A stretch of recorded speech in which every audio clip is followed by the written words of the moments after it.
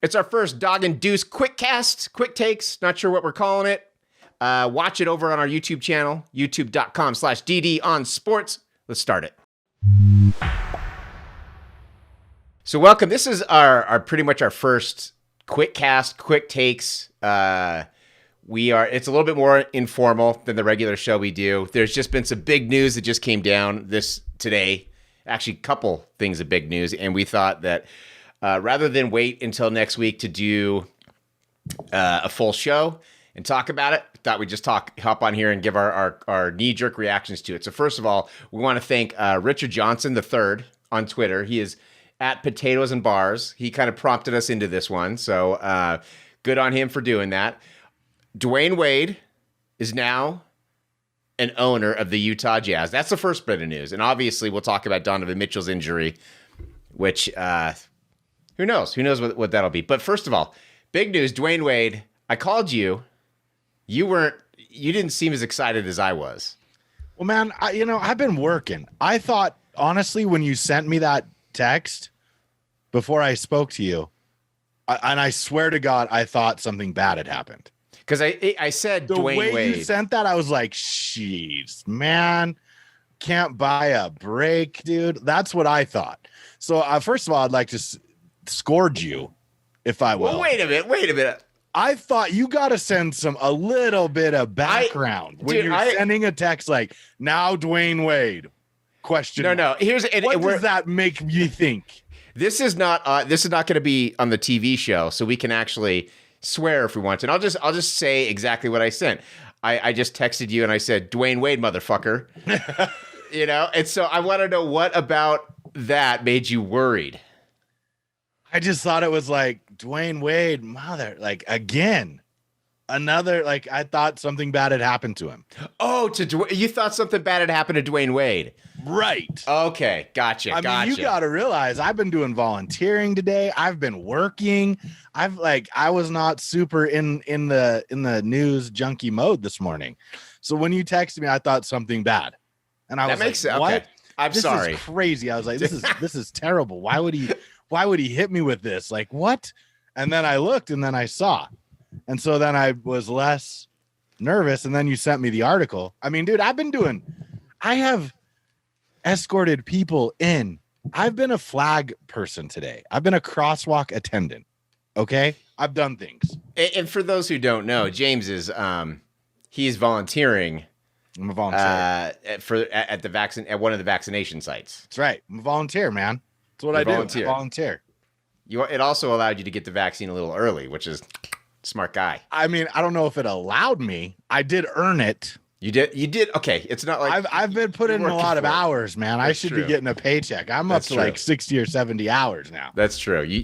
So I naturally had an inclination in my stomach to be like, what? Okay. That makes sense. I'm sorry. I apologize. You got to add a little more context. And now it's funny looking at what you said. I'm like, yeah, now I get it. All right. I can laugh now. But my heart literally dropped in that moment. Okay. I apologize. I mean, Dwyane Wade is the dude. Do you remember? I can remember watching him at your house, the old house, the Phil Rose house, on the big screen, mid-level, Marquette NCAA tournament, just balling out. Being like, Dwyane Wade. First of all, who is this dude? Because he sort of was like one of the, he was good, don't get me wrong, but his NCAA tournament run before he turned pro was really kind of what, at least for me, put him on the map. Right. For sure. And just from there until the end of his career, nothing but exceptional. It's true. And then I remember you and I watching that NBA Finals, the Heat against the Mavericks, and how he and I think, I don't want to put words in your mouth, but I've heard you say this over the years, that was the single greatest performance from an individual that you've seen in the NBA Finals. No doubt about it. Like, he was everything and more to that team. I believe Dallas should have won that. How they didn't is still a mystery to me. And I can tell you how. Dwyane Wade. That's the only reason. Exactly. Don't give me James Jones or someone like that who hit a couple threes. It was D Wade. And this is before LeBron. This is before Chris Bosh. This is like early Miami Heat. Well, not early. I mean, he'd been there for a while, but this is before them. I mean, think about it this way. If you think back in the history of two guards, and I know he had the ball maybe a little more than a lot of two guards did, but I still consider him a two guard. I mean, he's easily top 5 and maybe the third best number 2 guard ever behind Jordan and Kobe. True. I mean, dang, so I mean, we all know his resume, his CV, whatever you want to call it. But now he is I don't know what stake or how much he paid, but he's an owner of the Utah Jazz. And something I didn't expect to say in 2021 was Dwyane Wade is now a part owner of the Utah Jazz. Exactly. And here's, okay, everything you said is why I'm super stoked for this.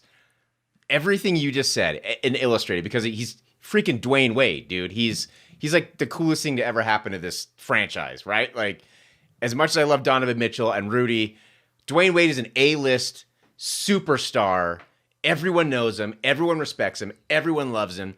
And he came to Utah. Like, he's not going to live here, but he's an owner in the Utah Jazz. That's a very non-Utah thing. So that's why I'm super excited about this.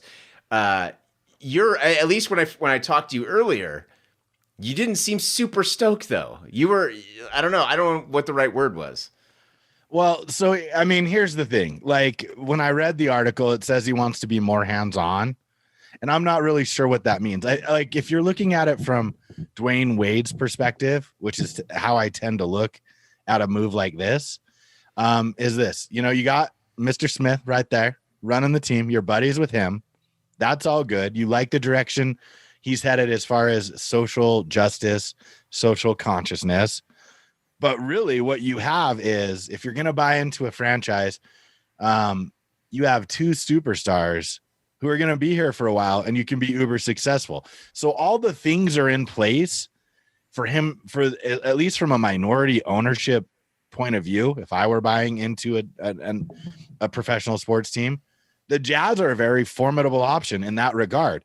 Sure, it's not the LA Lakers, but it's a moneymaker. You have 2 superstars. You're number 1 in the West this year, and going forward for the next at least 4 to 5 years, you should be really good, right? I just got a little concerned where he said he wanted to be hands-on. But my stress about that has been relieved slightly, because when I think about Dwyane Wade as a person, not that I know him, although we should get to know ourselves, Dwyane Wade, call me. Well, yeah. You're always welcome at my house for a gar and a whiskey any day. I do not. I mean, you're more than welcome anytime, as long as you can handle crazy dogs. We're good. But the thing that made me maybe take a little step back from that is, I think Dwyane Wade is, and this is just from his on-court persona and what I know of him from TV and interviews I've seen. He's very comfortable not being the person who gets all the credit. I mean, if you think about the series you spoke about, and he did get all the credit in my eyes for that series, but he had Shaq, right? And that was sort of the duo that brought that initial title to Miami. And then his willingness to be like, come on, Chris Bosh, Dwyane Wade, come on down to Miami. I've owned it. I've won a title. Like, I mean, let's be honest. Miami Heat is Wade country. Like, they should just rename Miami-Dade County to Wade County. Exactly. Because that guy walks on water down there, right? And so how I've seen him be able to sort of adjust to circumstances in his career gave me pause and more confidence. And then the way he dealt with his daughter, Zaya, coming out and as transgender, and just the love and compassion and openness and honesty, and the way he dealt with that situation, which I think would be difficult for any human, let alone sort of a alpha male, if you will. You know what I mean? Like a guy who's been in locker rooms his whole life. And whether you like it or not, locker rooms, have been part of the problem and continue to be. True. Based on the language going on in there. And the sort of the self-reflection and willingness to address that maybe in the past I said some things that now I would never say, because I'm experiencing it firsthand with my daughter, and his openness, along with Gabrielle Union's openness to accept their daughter at face value and allow her to be herself is commendable. So all those sort of initial emotions where you're like, what is he trying to do? Why wouldn't he go to Miami? What's the point of this? Have crept away when I remembered who I perceived Dwyane Wade to be. And I think he's like a good human, a good basketball player, and a person who's willing to listen to others. So that's a good owner, right? And that's what we need so badly here. Especially, I mean, yesterday was Jackie Robinson Day, man. And the racist Twitter or Jazz fans on Twitter and everywhere else were out. And it was honestly, it was a rough day for people who would like to see progress on this front. And who are also Jazz fans. And if you happen to be an NBA fan out there who happens to stumble on this on YouTube or stumble across this podcast, know that there are tons of us who are not like that.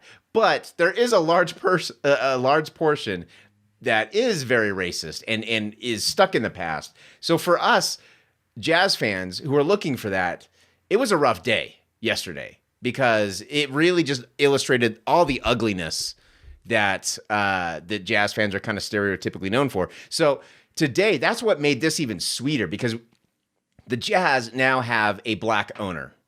Think about that. The Utah Jazz have a black owner, first of all. Second of all, he's like the coolest guy ever.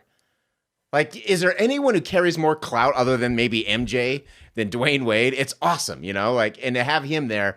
And so when he says he's going to take a hands-on role, I'm hoping it's going to be more about recruiting players, because if he can recruit players, like this is good for us. Like we've had Donovan Mitchell resign, Jordan Clarkson resign, Rudy Gobert resign, and now we have Dwyane Wade. Like it's not going to happen overnight, but at some point, if this trend continues, the perception's going to change, and it might take a decade, who knows? But it's good. We're going in the right direction, and that's what I'm happy about. So to me, I was like super excited. It made it today even sweeter for me.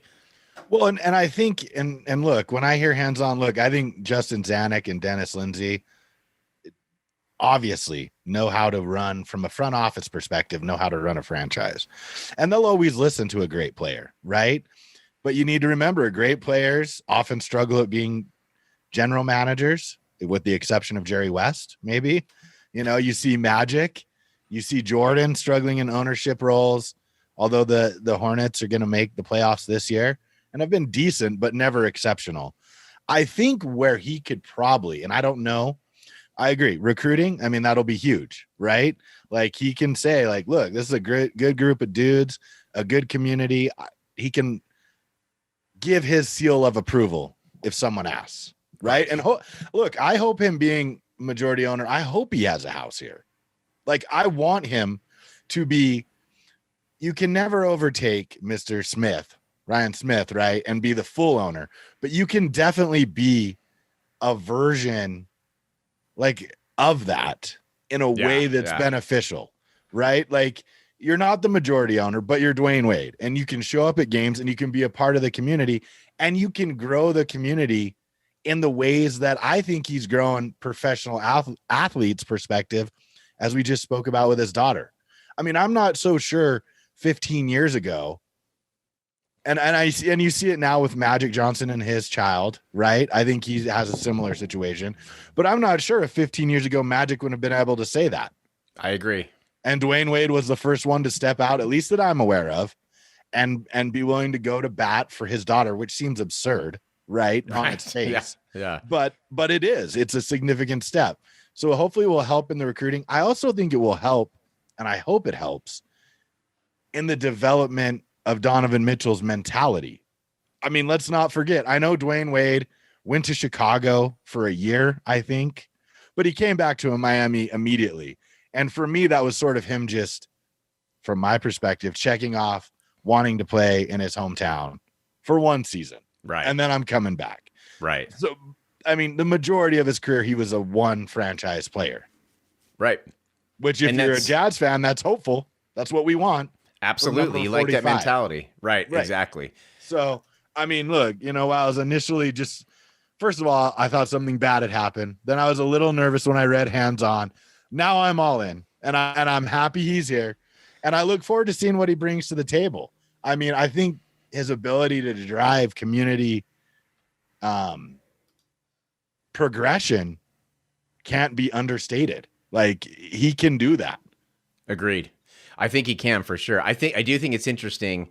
Sounds like Mickey Arison tried to get him to buy into the Miami Heat and to turn down the Miami Heat and come here. I mean, I'm sure the timing was different. I guess it was right after he retired, but still, like, that just shows the respect he has for Ryan Smith and what they're doing, and it's just the coolest thing that ever happened to us. It's so cool, except being in a Biggie song. That's true. Except being in a Biggie song. This is like 1A, and being in a Biggie song is 1B. I do need to comment a little bit. Today is Friday. It's late. I haven't showered like since the morning. I normally take 2 showers a day, man. I'm a 2 shower a day person in COVID. Like, one to wake up you, man. And one to come home. It's probably scientifically inaccurate, but it makes me feel better. So that's exactly what I do. So I have not taken my second shower today. So I'm a little like, this is full throttle. This is sweaty, James, right now. and this is what I'm experiencing. But I want to say, I didn't follow Governor Cox's press conference that came about the scholarships and how, because they're going to minorities, this is racist because white children can't get it. Have you heard about this? Yes. Yeah, that's why yesterday was so awful for Jazz fans. I mean, what the fuck, Over? Like, come on. And I'm sorry to swear. Please that out. I never swear. I know you never. Yeah, you never do on this show. You're better at it than I am. I really don't. But like, come on. Like, first of all, if you're gonna provide such an just stupid argument, I don't even know how to respond to something so stupid. My 3rd grader thought it was stupid when I asked her about it. It's so true, man. She's like, that doesn't even make sense, dude.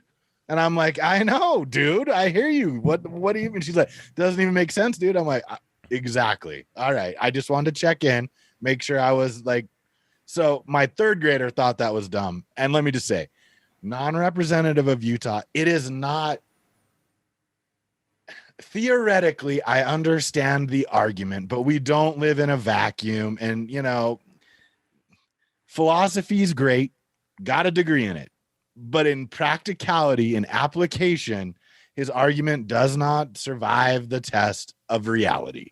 Well, Spencer Cox, he was on our side on this one. Like, he was, and I actually liked it. This isn't a political show. We're not going to talk politics, but I actually really kind of respected what he said when I think one of his responses was, if you think that the giving underprivileged minority kids scholarships is racist, then I guess I'm just not the guy for you. And that was one of the first times I've seen him actually take a stand and draw a line in the sand and say, this is what I believe. And so I really respected that. I'm glad he said that. I'm glad he stood up for that, because it's just so stupid. I don't get it, man. I mean, you got to do some serious mental gymnastics to find what Ryan Smith is doing as a racist act.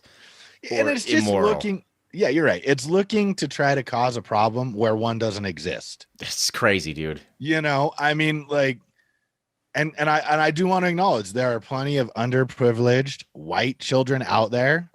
I'm not saying that those children don't exist, but by and large, the fact of the matter remains that the darker the color of your skin, the more affected you are by lack of opportunity. Right. Exactly. Okay, that is just a fact of life.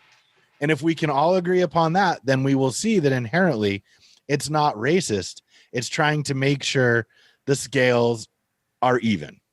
I'm gonna try and equate it to something, and this may fall flat, and I apologize if it does. But it's like if you're trying to give to a charity, like my family growing up, we tried to help out the homeless youth shelter.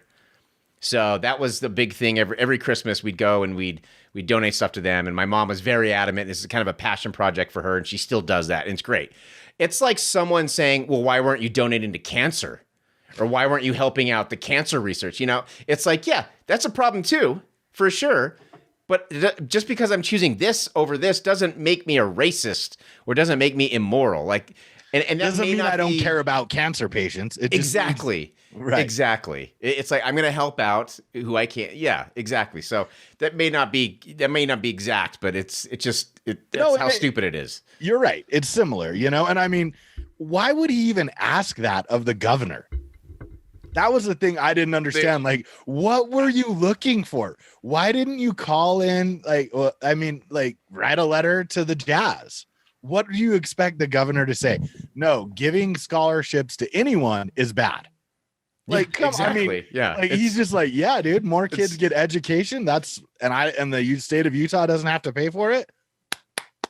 Bravo. You know, like, what do you want the dude to do? Exactly. I mean, and I agree with his take on it, but I'm not sure it was so courageous as more just like, dude, this is such a dumb question. I don't know how to respond other than like, I'm not against giving scholarships to anyone. That's what I heard him say. And I mean, I didn't hear about this till this morning, and I was just shocked. Oh, I'm glad you didn't see the absolute shit show that Twitter was, because it was unbearable. And it wasn't. And I'll say this, and this is, I'm really proud, and maybe it's just the people I follow, but everyone on my timeline was great, and they were like, "What? This is so stupid." But I was seeing retweets, like quote tweets of some of these idiots out there. And that's what was infuriating. But I will say the people that I follow, maybe it's just because I've curated, I don't know. It wasn't on purpose, but I follow some pretty cool people because they're on the right side of this. So just from my point of view, it feels like there's a vast majority of people who are have common sense with this topic. And that outweighs the minority of idiots. I could be wrong, but that's how it seems to me. I mean, this guy, I'm sure there's others like him, but this guy had the cojones after what? How many wins do we have now? 44, something like that. What is it? Something like that. 45 wins. Like, he didn't think about this. We win 10 or 15. Exactly. No, we're up into the 40s. Now it's really, if it were 10 minorities, that would be okay. But since we're up to 45, like what? As soon as 40 black kids get a scholarship, that's just too many. Like, too many. Pardon me, 42. We're at 42. So the number was 40, clearly, because we've had 2 wins this week. Once you cross that 40, like, you have very exceeded the number of scholarships we can give to minorities. Right. Now we need a more just and equitable way, even though minorities have, crazy, dude. Pressed for 400 years. Smart. It's crazy. Before we end the quick cast, the quick takes, we got to talk about the other piece of news that happened. Donovan Mitchell. That looked bad. I don't know if I know you were working. I kind of scheduled my entire day, my work day, so I could watch the game today. It looked bad. His injury looked bad. He jumped up. It looked like he got undercut. It looked like a dirty play. I could be wrong. I could just be overly sensitive and a biased Jazz fan, but it looked like a little bit of a dirty play, and he came straight down on a rolled ankle. And the initial reports are that it's a sprain. Thank God, because that means that it's most likely only going to be a couple of weeks. But that was scary when it happened. I was honestly, when I saw it happen live, I was like, dude, it's season. That's it. I mean, it was a weird injury. Like, I couldn't see the full depth and breadth of it, but it feels like it might be on the top as opposed to on the side. I've sprained my ankles a lot, and I've broken a pinky toe recently. Like, this is something I do for some unknown reason. And it wasn't so much that it looked bad. It didn't really look overly bad to me. It was his reaction. If you've ever, I mean, it didn't look good. I'm not saying that, so don't jump on me. It didn't look good, but I've seen worse, what I consider like ankles, walking on your ankles scenarios coming down than that.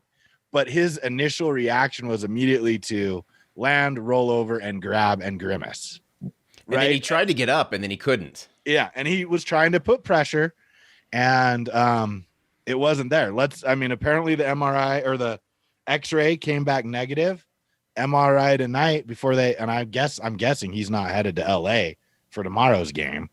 But let's hope it's not severe because look, we know, and we talked about this just the other day. We know what the Jazz are without Donovan because Rudy's played in every game, but they aren't the Jazz that we need to have in the playoffs. They're good, but they're not. They're a 6 seed, not a number 1 seed. I think I did this, man, because we were literally talking about this. I literally knocked on wood when we were talking about the durability of Donovan Mitchell. I jinxed it, man. I did this. I did this to us. I'm sorry. You want to bet that he comes out with proper shoes next time? There ain't no flashy colors next time he plays. No way. You can't shut down the style, man. No, he will. You mark my word. You know what? Here's the deal. I'll bet you $5 right now. He's coming out in uniform matched shoes next week. No way, man. Well, he won't be playing next week, but he'll be. Everything I'm hearing. How long do they say he's out for? I heard it's very speculative, but I've heard 2 to 3 weeks. Okay, next time he's coming out, whatever we're wearing, he's wearing uniform color shoes. So Nate the Hemorrhoid is now your boy because you guys have buddied up, but I am adopting our good friend Brian Priest from the Home Court Press podcast. That's what winners do, baby. He's winners my homie. Come together. Dwyane Wade, Donovan Mitchell, Utah Jazz. Bang! Winners come together. You know, I mean, I'm just saying. Me and Brian, man. Challenges, we come together. Me and Brian, because we're on the same page with the shoes. We both think you're too dad on this thing. You're too much of an old dad. Just white shoes and make sure to always wear socks with sandals. Tuck in your t-shirts, you know, like that's what you are. I just like the look. I like it when it all matches. It throws me off. Look, I love Donna, and I want to reiterate to Mr. Brian Priest right here. I'm not a curmudgeon. I just like the look when everyone looks proper in the proper. Look similar colors. Like there was a thing when I played baseball. Like this is how it went. All right. In my youth high school baseball career. So you had these jabronis who wanted to be like old school and wear the high socks, you know, where you see the full sock. No, man, I was Barry Bonds. I want to see very limited sock. I want to see 2 inches of sock. My socks were red. I don't want to see 14 inches of red. Well, and so it's been beat into me because our coach made us have a team vote. We all had to dress the same way. There is no, we wear our socks the same way. We have the same cleats. So it's just the way I was brought up. And so crazy, man. To say, I lost that vote as well. Good. And we had to wear the high socks and we all looked like Gomers. Okay. We all looked like super Gomers. And then about midway through the season, we all went to the long ones. I'm telling you, $5 bet. He's coming out in uniform colored shoes. I'll take that bet. I will take a $5 bet right now. And Brian Priest, sign on if you want to get in a little on the action too. Come on, buddy. You can get in on the action. Yeah, you are a little bit of a curmudgeon. You're not a curmudgeon. You're just an old man. You're just old school, dude. You'd be rocking the pager now if you could, or the BlackBerry. Like you're not. You are such an old school dude. I still have my BlackBerry that's broken. Right in my drawer in the living room. What about the pager? Because when I met you, you had a pager like long after everyone had a cell phone. Yep. You were still rocking the pager. Do you still have that somewhere in a box? Probably. If I looked real hard, I would guess the alphanumeric pager is available to me still. I mean, at the point, and you were neither of these. I want to preface it by saying this: you were neither of these. But at the time you were rocking a pager, the only people who had pagers were doctors or drug dealers, and you were neither. I was neither. But that was it, dude. That was it. Me. I was just me. It was just trying to get calls from people I wanted to and avoid the ones I didn't. Which is smart, man. Which begs the question, how did they get my number in the first place? It's good. It's a good question. You know, like the telemarketing wasn't really a thing, but pagers help in that regard. It's a good filter. It is. It's a built-in filter. Look, it's our first quick cast. What a day, though. Yeah, I wish Donovan didn't get injured. But he did. So 2 to 3 weeks out on that. It'll be interesting to see how the Jazz can, fight through the games between now and our next episode. I mean, back to back with the Lakers and then the Rockets, who are the worst team in the NBA. It'll be interesting to see. The Jazz, although Anthony Davis apparently is able to come back, these next 2 games should be interesting because they're not going to have LeBron. We're not going to have Donovan. I'd say we should be favored in both those games, even though they're on the road. I would think so. But also Marc Gasol's hurt too. True. So, I mean, who do they have? Schroeder. They got Schroeder. It does beg the question, has the NBA done something wrong with the schedule? Yes. Lots of injuries to lots of players. And I was complaining how I didn't like players resting. But the question remains, and Donovan hasn't rested a whole lot this year. Is it the rest or is it just the back-to-backs? I mean, the Jazz are coming off 3 consecutive 3 games and 4 nights series, if you will. So they have essentially played in 12 days, 9 games. That's hard even in the NBA in the mid-90s, right? That's a rough stretch. It's tough. And clearly Donovan's injury wasn't one of fatigue, but happenstance and just wrong place, wrong time. But it leaves a lot of questions for the NBA to consider. I do have to make my own announcement here since we're doing a quick cast. Okay. So some of you may know, but most of you don't. I have very long hair currently. Tomorrow is the day where I'm cutting it off, donating it to Locks for Love. So it's never been on camera, and it wasn't going to be, but we did a quick cast. I just want to give it up. You got to up. do it, man. Just show it out for how long. So if you're listening, you have, in order to see this, and it is quite a sight, you have to go to our YouTube channel to see this. It's youtube.com/DD on sports. I told you off mic the other day when we got done recording that oh my God, dude, this is so good. It looks so good. Long, man. That is long. I got so excited. I was choking on my own excitement. So you went from being, you could be in Pearl Jam with that hair to now you went to, you could be in Metallica with that hair. I think now you're like, you could be in Slayer. What about Lamb of God? I don't know anything about Lamb of God. Oh, yeah, me neither. Totally. I thought you would. Okay. Yeah. Well, it's long. It's gone tomorrow. We restart the process. And you're going to do it again. Yep. Got to do it again. How many years of that, of growing is that? I haven't had a haircut, if I remember, since November of 2019. Whew, dude, that's a long time. It is. But see, I'm good at inaction. That is like a thing I'm good at. Inaction is something I am very good at. Well, I tried to do the long hair. You actually inspired me. I tried to do the long hair. I made it about 1.25 years, and then it was no more. I couldn't do it anymore, so I chopped it off. But so you're doing good, man, and you're doing a good thing. You're donating it to a very good cause, and I think if anyone's got long hair, I'm thinking of chopping it off. Locks of Love. What you need? 10 inches? 10 inches. Get it done. Help the people who are struggling. Why are you not donating hair to AIDS research?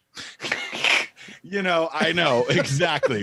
I'm glad you brought that up. Yeah. I'm going to be donating segments of my hair so I don't get accused of being against one charity. I'm going to be donating the other half to AIDS research. Yeah, just crazy, man. Crazy. All right, that's going to do it for our first quick takes, quick cast. I don't know what we're going to call it yet, but we're going to be doing this more often, I think. So head over to doganddeuce.com. You can hear the episode. It's always going to be on Spotify and all the other podcast platforms, but mainly this is kind of supplemental content for our YouTube subscribers because you're going to get more of a visual and more of an interaction, and it's a little bit more laid back too. So again, head over to doganddeuce.com/DD on sports and subscribe. So we will see you on Thursday. Short week. All right. We'll talk to you then.